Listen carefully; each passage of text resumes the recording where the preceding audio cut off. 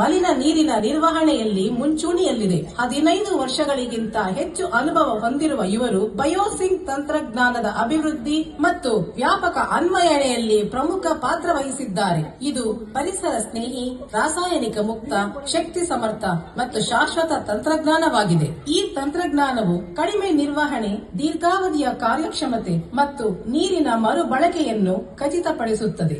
ಇದರ ಮೂಲಕ ವಿವಿಧ ವಾಣಿಜ್ಯ, ಕೈಗಾರಿಕಾ ಮತ್ತು ವಾಸಸ್ಥಳಗಳಿಗೂ ಪರಿಸರದ ಶಾಶ್ವತತೆಯ ಗುರಿಗಳನ್ನು ತಲುಪಲು ಸಹಾಯಕವಾಗಿದೆ. ನೀರು ಮಾಲಿನ್ಯ ನಿಯಂತ್ರಣ ಮತ್ತು ಹಸಿರು ತಂತ್ರಜ್ಞಾನಗಳ ಮೂಲಕ ಪ್ರಕೃತಿಯ ಶುದ್ಧತೆಯನ್ನು ಪುನರುಜ್ಜೀವನಗೊಳಿಸುವ ದೃಢ ನಂಬಿಕೆ ಅವರದು. ಅವರು ಮೂಲದಲ್ಲಿಯೇ ಮಲಿನ ನೀರಿನ ತಡೆ ಮತ್ತು ಶೋಧನೆಗೆ ತಂತ್ರಜ್ಞಾನಗಳನ್ನು ಅಭಿವೃದ್ಧಿಪಡಿಸಿದ್ದು, ಸ್ಥಿರವಾದ ನೀರಿನ ನಿರ್ವಹಣೆ ಮತ್ತು ಪರಿಸರ ಸಂರಕ್ಷಣೆಗೆ ತಮ್ಮನ್ನು ತೊಡಗಿಸಿಕೊಂಡಿದ್ದಾರೆ.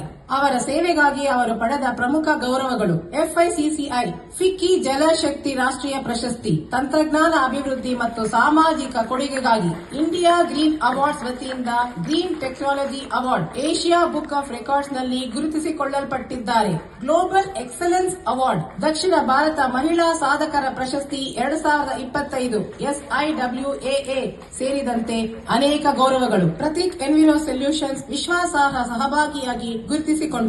ಇವರಿಗೂ ಇವರ ಕುಟುಂಬಕ್ಕೂ ಸಕಲ ಆರೋಗ್ಯ, ಐಶ್ವರ್ಯ ನೀಡಿ ಆ ಪರಮಾತ್ಮನು ಆಶೀರ್ವದಿಸಲಿ ಎಂದು ಹಾರೈಸುತ್ತೇವೆ. ಧನ್ಯವಾದಗಳು ಜಯಶ್ರೀ ಸುಧಾಕರ್, ಸುಂದರವಾಗಿ ಪರಿಚಯಿಸಿದ್ದಕ್ಕೆ. ನಮ್ಮ ಹೌದು, ನಾನ್ ಕರೆದ್ರೆ ಬರ್ತೀನಿ. ಹಾಕ್ಬೇಕು ಅಂದ್ರೆ ಹಾಕ್ಬಿಡು, ಪರವಾಗಿಲ್ಲ.